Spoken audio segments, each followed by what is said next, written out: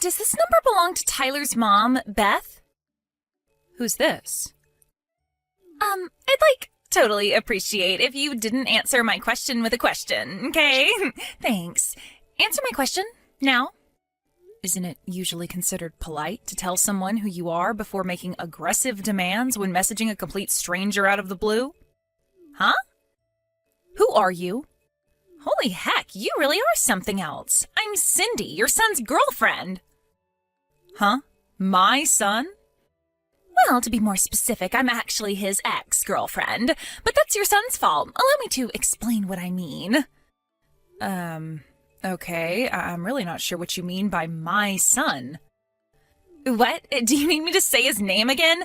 Tyler. Tyler. Your son, Tyler. And did this son of mine do something to you? Yes, he did something super duper horrible to me. He used me, tricked me, deceived me, then tossed me aside when he was done with me like some piece of garbage, like some pawn in his sick game. I'm the poor victim who got chewed up and spat out by your son's marriage scam. Marriage scam? Your son tricked me into paying him $150,000 as part of some twisted marriage scam. My son, Tyler, $150,000? That's what I just said, isn't it? You're his mom, so you must be getting some money from him, right? That's why you need to take responsibility for what he did and make this right. Responsibility? Yes, I am telling you to show some sincerity and good faith by way of apology for your son's despicable behavior towards me. Could you be more specific? Give me back the $150K he swindled me out of. If you do, I'll consider this whole thing settled and am very kindly willing to not take him to court. Also, I'm pregnant, so you need to take responsibility for that, too. You're pregnant? I'm just asking this to make sure, but you wouldn't joke about something as serious as my son Tyler getting you pregnant, would you? Give me a break, like I joke about that. If anything, it seems like I'm the only one taking this seriously. Tyler promised me we were going to get married. I figured if we were going to end up getting married and spending the rest of our lives together, it wouldn't be a big deal for me to lend him the $150K he was asking for.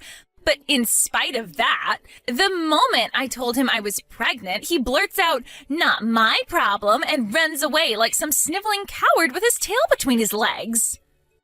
Wow. If he agrees to give me back my $150K and be a daddy to this baby growing inside of me, I won't take him to court for marriage scamming me, and I'll agree to marry him. This isn't going away unless you play ball with me, so you better start taking what I'm saying seriously. Think of it this way. If you work with me on this, all of your problems will disappear in a heartbeat. Isn't that an attractive offer? Besides, Beth, this will be your first grandson. From your point of view, I don't think this is a bad offer at all. The thing is, Cindy, there is no way my Tyler could possibly have done any of the things you're accusing him of. Is this where you start blabbering about how my son would never do such a thing? You obviously don't know him very well if you think he's some angel who could do no wrong. I get why you want to tell yourself that, but this is reality. It's time to wake up and smell the coffee. I am the victim of his scheme, and as much as you'd like to tell yourself otherwise, I do actually exist. I'm not a dream, and I'm not a ghost. This is reality. That's why you'll be making sure that jerk Tyler takes full responsibility for everything he did to me.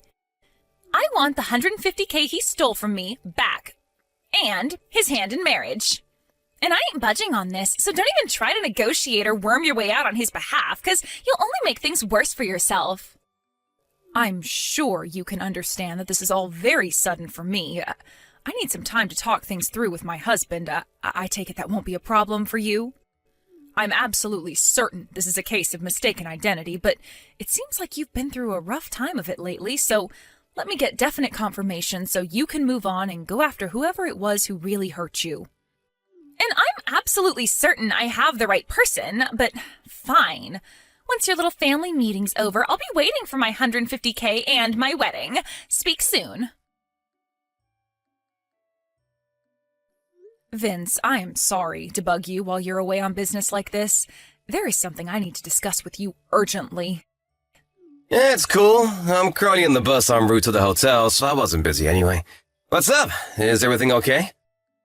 Listen, someone messaged me out of the blue. Supposedly Tyler scammed some girl out of $150K with some kind of marriage scam, as well as getting her pregnant. Excuse me? A marriage scam? Pregnancy? Tyler? Some girl called Cindy messaged me all of a sudden. Surely it's just some kind of prank. I've read about this kind of thing on the news before. They call a bunch of people with some dramatic story citing a random name until they find someone who matches. Tyler couldn't possibly do something like that in the first place. Even if it's not a prank, maybe she's making some kind of misunderstanding. In any case, there's absolutely no way what she's saying is true. At least not with our Tyler. Right, I'm with you 100%. I try to see the best in people, so I'd like to think she's making some kind of misunderstanding. But the thing is, I don't know anyone called Cindy, and I have no idea how she got my number or knows Tyler's name. I suppose she could have tried her luck with hundreds of people before me, but it still kind of feels too oddly specific to be a random prankster. To tell you the truth, Vince, I'm scared. Right? Must have given you quite a shock to get bombarded with all that stuff. Does the name Cindy ring any bells to you? Nope, nothing. I don't know anyone named Cindy. I see. Right, first things first. I'm gonna come home tomorrow. It's probably an overreaction, but I think you should take Tyler and get away from the house for tonight, just in case. Right, you're right. If Cindy knows this much, she might know where we live, too. I'll call my dad and have him pick us up and take him to my folks' place. Yeah, good idea. Also, I don't think you should reply to her anymore until we get a better idea of what's actually going on here. You're right. I'll think about how to proceed from here while keeping an eye on things and seeing how this all plays out. All right, I'm gonna make the preparations for mine and Tyler's emergency evacuation. Great. If anything happens, you have to let me know immediately. Thanks, Vince. You're my rock. I'll be in touch when we get to my folks' place. Be careful. Hey, Beth? How did last night's family meeting go? I've been waiting for you to message me for ages. What the heck's going on? Do you have any idea how anxious you made me? I've done nothing but worry after what your jerk of a son did to me, and now you're making my head even worse. I was so anxious I cried all night. Look, don't you feel guilty about what you did to me? Hurry up! I want my $150K and my wedding! Hurry up! I sent you a picture of me crying, goddammit! Do you have no heart? How can you ignore the fact that your evil son took advantage of a poor, vulnerable young woman for his own financial gain? You're a disgrace to all mothers. Hurry up and tell Tyler to give me back my $150K and put a goddamn ring on my finger. Beth, you better quit ignoring me right now. Is it any wonder Tyler grew up into the kind of guy who makes girls cry with a mother like you? If you keep dragging this out, my patience and kindness will wear thin, and it won't be $150K you owe me, but $250K. Also, I'll demand the wedding be held abroad on a luxurious tropical island. Is that what you want? For me to increase my demands? Hurry up and drag that scumbag Tyler out of hiding pronto. Vince, I finally found out Cindy's true identity. Seriously? Yep, and that's not all. I also know who she means by Tyler. Oh? I want to tell you everything in detail. Do you think maybe you could stop off at my folks' place on the way home from work? I'll be there! Hey, I am freaking serious here. Stop ignoring me. Sorry I kept you waiting, Cindy. Aha, there you are. You kept me waiting for a whole 3 days. That's it. You leave me no choice but to up the stakes to $250K and a foreign wedding. Listen, Cindy, here's the thing. Tyler is a 2-year-old girl. Huh? The reason I'm so late getting back to you is because I wanted to take some measures to ensure my daughter's safety before I did, so please find it in your heart to forgive me. As for your claim, I wish you would have done a more thorough investigation before bombarding me with your threatening messages. What are you talking about? You extracted my phone number out of one of my friends, didn't you? Huh? One of your friends? I got a message from her. She told me she gave you my number because you approached her outside kindergarten and fed her your nonsense story about Tyler, my 2-year-old, owing you settlement money. She asked me if I ended up getting any messages from you. Wait, those moms having an idle chit-chat outside the kindergarten were your friends? Yes. I told her I had no recollection of anything involving settlement money and that she shouldn't blindly accept suspicious stories involving large sums of money owed to strangers, especially when they involve giving out my private information. But then it dawned on me. She was talking about you, wasn't she, Cindy? When I showed her the photo you sent me, she said it was you, beyond any shadow of a doubt. When I asked in more detail about what exactly happened, she said you approached her just around the time they were all talking about the fact that I was planning on buying Tyler that $15 toy aeroplane that's in all the TV commercials right now for her 3rd birthday. Wait, what? $15? Not $150,000? Right. The aeroplane is a toy? Not a real airplane? Right, of course. My husband's a huge radio communications and aviation geek, and thanks to him, Tyler's really into planes right now. What the hell is going on here? That's not my Tyler. Right, of course she isn't. I'm repeating myself now, but my Tyler is a 2-year-old girl. I wanted to find Tyler to get my revenge on him for what he did to me, and while I was walking around the neighborhood where the kindergarten is, I overheard some people talking about a Tyler whose mom was going to buy him a $150,000 airplane for his birthday. It sounded like they were talking about a super rich family, and I kept hearing the name Tyler, so I put 2 and 2 together, and I thought it was the scumbag who tricked me. I see. So the harassment you've been subjecting me to over the last few days was all the result of a misunderstanding you made after mishearing something while walking around town? I misheard them?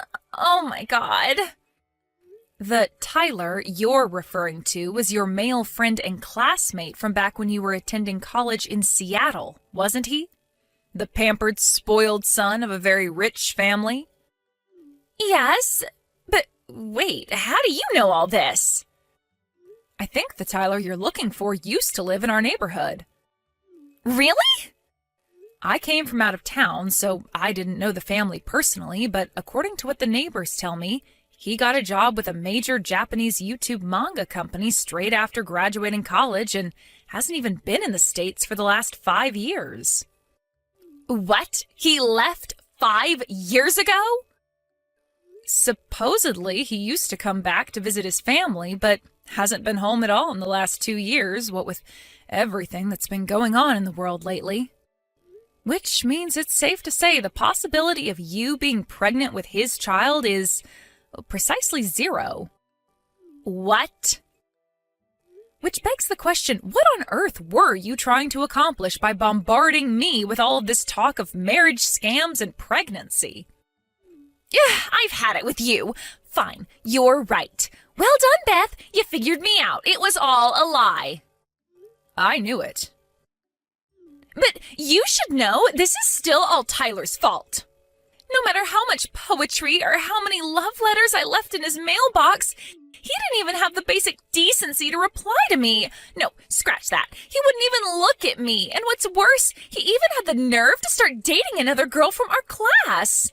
The most horrible part of it was she wasn't even nearly as pretty as I am. Don't you think that's horrible? That's a difficult question to answer given that I wasn't there and don't know the circumstances. But no matter how hard I tried, I just couldn't get him off my mind. Then I remembered how I heard his family home was in your neighborhood one time during class back when I was at college. So I rode 6 hours on the bus to pay him a little visit. But then, what I thought was a piece of blessed fortune, that little tidbit of information I happened across when I heard the moms gossiping outside the kindergarten, was actually a different Tyler all along? I can't believe it. But listen, Cindy, How was anyone ever possibly going to believe any of this nonsense about marriage scams and pregnancies when you hadn't seen each other in over 5 years? Well, that's simple. Tyler can't handle his alcohol, so I was just gonna play it off like we hooked up one night when he was wasted and he didn't remember it.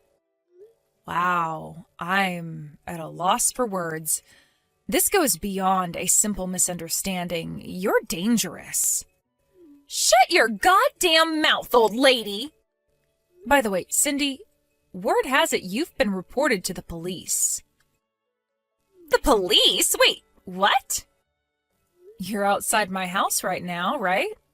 I just got a text from one of the neighbors saying they called the cops because they saw a suspicious girl crouched in the bushes with a pair of binoculars outside my house. Whoa. Why would they do that? No. You need to explain to the cops that this is all a huge misunderstanding. I didn't break any laws. I'm pretty sure making threats and trying to blackmail people is in fact against the law, Cindy. Despite the fact this ultimately turned out to be an outrageous case of mistaken identity based on a misunderstanding, doesn't mean it was any less scary for me. If my friend hadn't messaged and explained what was going on, I'd still be none the wiser to the truth and most likely be living in terror of what might happen to me and my daughter. I suggest you have a nice friendly chat with the police and calm yourself down. And count yourself lucky if you get off with nothing but a warning this time. No, I don't want to talk to the cops. What the hell do you think you're doing? My daughter and I spent the majority of this saga at my parents' house as refugees. When it was finally time to go home after everything had blown over, when I arrived at the house, I was dismayed to find all of my plant pots smashed into little pieces, and the front door covered in shoe marks that made it seem as though someone had been kicking it repeatedly with quite some force. Luckily, we have a door camera, and something tells me you won't be surprised to hear whose rage-contorted face we found on the footage. We swiftly handed the whole recording in at the police station alongside the chat logs of all her threats against me. When I did, without revealing any details, the sheriff told me she was already under investigation for another crime. The police worked their magic, and before Cindy knew it, she was behind bars. Even though it turned out to be a case of mistaken identity in the end, I still felt a strange sense of relief when I heard the news. Vince and I decided to take Tyler and move out of town, just to be safe. Fortunately, Cindy's parents seemed normal, and they agreed to cover all the costs. Me and Father were at her wits' end. We disowned and kicked her out after her third arrest, thinking it would be for her own good in the long run. How wrong we were, is what the message I got from her mom said. Who would have thought something as simple as my daughter's name could have led to such an absurd sequence of events? Reality really is stranger than fiction. But at least now, we finally have peace and quiet, and more importantly, peace of mind.